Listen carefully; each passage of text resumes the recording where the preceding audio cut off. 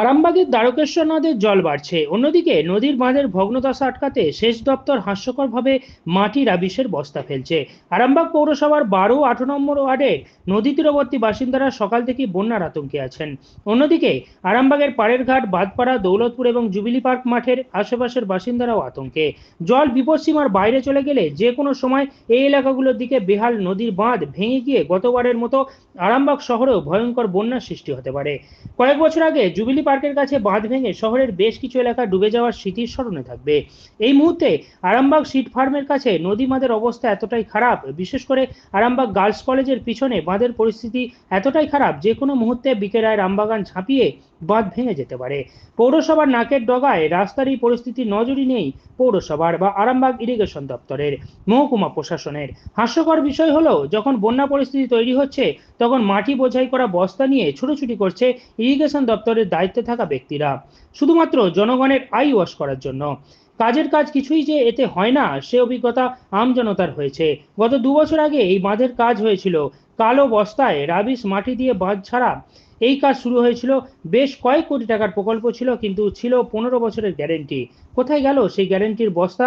সরে গেছে, ছিঁড়ে গেছে। আবার বাঁধের সেই আগের মতোই পরিস্থিতি। শুধু তাই নয়, বাঁধের দুই পাশে বন ঝোপ ঝাড়ে ভর্তি, যেখানে দেখাও যাবে না বাঁধের কোথায় ফাটল আছে কিনা, কোনো শেয়ালের গর্ত আছে কিনা।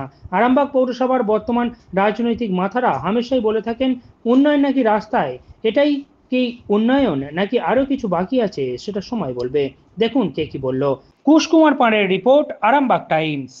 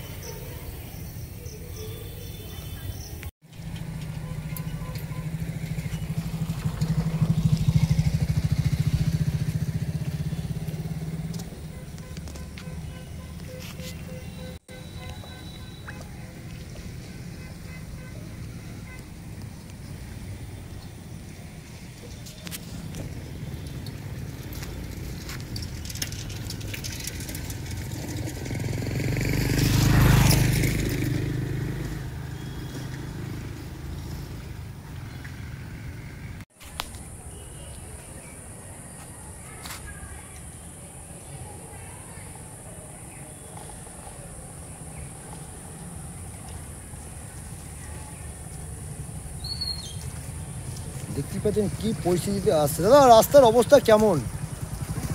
যে বাঁধের অবস্থা কেমন? খুব বাজে অবস্থা। কি চাইছেন? যাতে এমার্জেন্সি বাগানো হোক।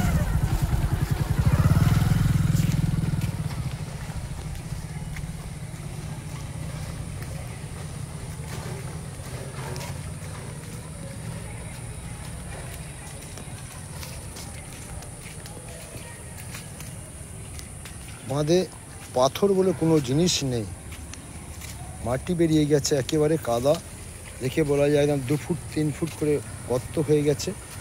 এবং দেখুন যে গাড়িগুলো আসছে যেভাবে কীভাবে আসছে।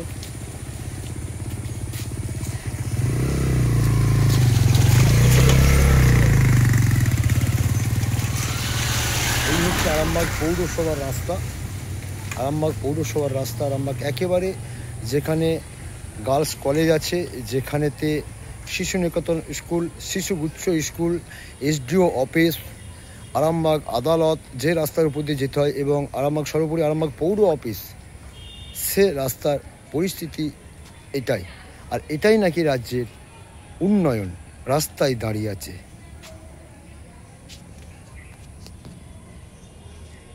দ্বারকেশ্বর নদের জল বাড়ছে, এই অবস্থায় বাঁধের পরিস্থিতি, রাস্তার পরিস্থিতি কিরকম? বাঁধের পরিস্থিতি, রাস্তা মানে বাঁধ খুবই খারাপ পরিস্থিতি, মানুষের বিপদ যখন তখন হতে পারে। যে পরিস্থিতি জল বাড়ছে, আরামবাগের বাঁধের যে পরিস্থিতি দেখা যাচ্ছে, মানে একটা রাস্তা তো নেই বললে, তার উপরে বাঁধ তো চারদিকে বুঝে গেছে, কোথায় কি ফাঁক ফোকর আছে সেটাও খুঁজে পাওয়া যাচ্ছে না। এটা কি বলবেন, কি চাইছেন প্রশাসনের কাছে? প্রশাসনের কাছে চাইছি এটার উপর নজর দিক, আর কি বলবো। কোথায় বাড়ি আপনারা? কি নিত্যযাত্রী রাস্তার উপর দিয়ে যাতায়াত করেন? বাঁধটা, রাস্তার কি পরিস্থিতি? বাঁধের যে রাস্তা খারাপ পরিস্থিতি, বাগালে ভালো। আপনার নাম? সুব্রত দাস, বাড়ি হাসিবাগ। দাদা কি বলবেন, দ্বারকেশ্বর নদীর জলের পরিস্থিতি এখন কেমন? এখন তো দেখছি সকালের থেকে এখন একটু বাড়া দেখছি। 1 ঘন্টা আগে দেখেছিলাম ওই প্রায় নদীর গায়ে ছিল, নদীর নিচে। হ্যাঁ নিচে ছিল। এখন তো আমবাগানে ঢুকে গেছে, বাগানে উপরে উঠে প্রায় উঠে যাওয়া। উঠে গেছে বাগানেতে? হ্যাঁ উঠে গেছে তো, একদমই বাগানে, আমবাগানে উঠে গেছে। মনে হচ্ছে আরো বাড়তে পারে, মনে হচ্ছে আরো বাড়তে পারে। আকাশ থেমে গেলেও কিন্তু আবহাওয়া দপ্তরের খবর অনুযায়ী এখনো ক্লিয়ার করে না। না না, কিন্তু এই যে যে পরিস্থিতি জল বাড়ছে, আবারও কি একটা বন্যার ভয় থাকছে? এরকম তো আবার যা খারাপ দিচ্ছে তো মনে হচ্ছে একটা বন্যা হয়ে যাবে মনে হয়। এখন তো খাল বিল সবই জমি ফমি সবই তো ডুবে আছে, আবার এই জল ছাড়ছে। আমরা খবরের মাধ্যমে দেখেছি কালকে যে মাঠ ঘাট পুকুর চারিদিকেই ডুবে গেছে এবং অধিকাংশ গ্রাম পর্যন্ত ডুবে গেছে এই বৃষ্টির জলেতে। এরপরে যদি নদী এইভাবে ফুলতে থাকে, তাহলে যে 21 সালের যে বন্যা বা 23 সালের যে বন্যা, সেটা কি একটা ভয় আসছে? এর থেকে মানে এই চ্যানেলের পক্ষ থেকে সতর্কবার্তা দিয়ে দেওয়া মানে ভালো হয়। আপনার নাম? আমার নাম শেখ তহিদুর রহমান। কোথায় বাড়ি? আমার এই মিয়াপাড়ায় বাড়ি। মিয়াপাড়ায় বাড়ি। আপনি তাহলে নিঃসন্দেহে দেখেছেন যে বিগত কয়েক বছর আগে যে বন্যা হয়েছিল, এই জায়গাতেই ঠিক এই ঝুপড়ি পাড়ের মাঠেতেই ভেঙে গিয়েছিল। কতটা ভয় ছিল আপনাদের সেই পরিস্থিতি? সেটা তো খুব ভয়াবহ ব্যাপার ছিল। ওরা 8 ঘন্টার টাইম পেলে তো মনে হয় আরামবাগকে তলিয়ে দিত। মানে সেই জায়গা থেকে আরামবাগ 18 নম্বর ওয়ার্ড 12 নম্বর ওয়ার্ড তো এমনি একটা জলের ভয় রয়েছে, কিন্তু আপনাদের এইদিকে বাঁধ আছে, সেখানে বাঁধ যদি ভাঙতে পারে, সেখানে এই মুহূর্তে কতটা ভয় করছেন? এই মুহূর্তে তো আমাদের এটা একটা রিক্সের মধ্যে থাকতে হয়। তাও এবার প্রশাসন আছে, আর আরামবাগ পৌরসভার চেয়ারম্যান সবাই আছে, ওনারাও দেখছে এগুলো। তাদের কতটা কি আর বিপদ থেকে রক্ষা করতে পারে সে ওনারা পরিচালনা করছে, তারা ওনারা খেয়াল রাখে এগুলোকে। ধন্যবাদ।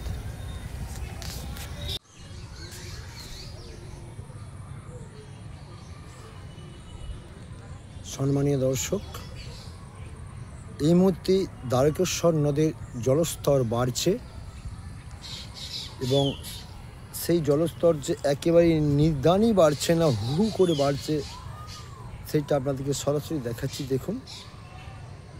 এবং এই মুহূর্তে আমরা দাঁড়িয়ে আছি বিকে রায়ের আমবাগান। সেই বিকে রায়ের আমবাগানে জল ঢুকে গেছে এক প্রকার, দেখতেই পাচ্ছেন সেই চিত্র, যেখানে এসডিও অফিস, আরামবাগ পৌরসভার অফিস,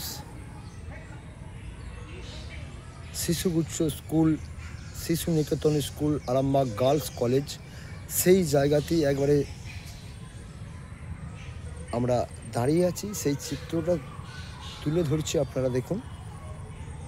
বিকে রায়ের আমবাগানে জল ঢুকে গেছে এবং জলস্তর হু করে বাড়ছে।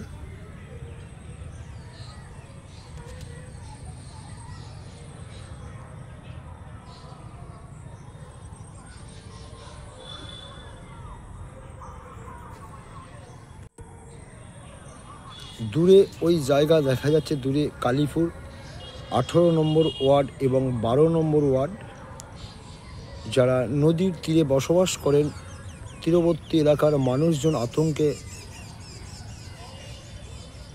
বুকে আতঙ্ক বা ভয় শুরু করে দিয়েছে।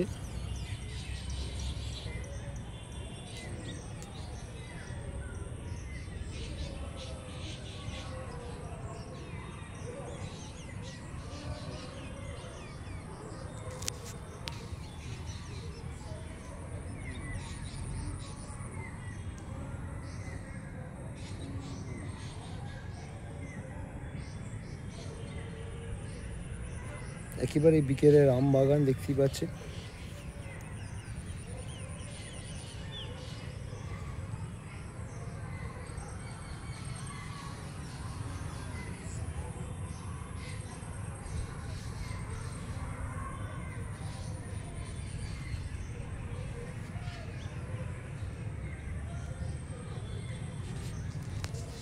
আপনার উজ্জ্বল ভবিষ্যতের একমাত্র দিশারি, জ্যোতিষ জগতে অদ্বিতীয় ডক্টর অঞ্জন শাস্ত্রী। দেখুন জ্যোতিষ অঙ্গনে অঞ্জন প্রতি রবিবার ঠিক রাত 12টায় শুধুমাত্র TV9 বাংলায়।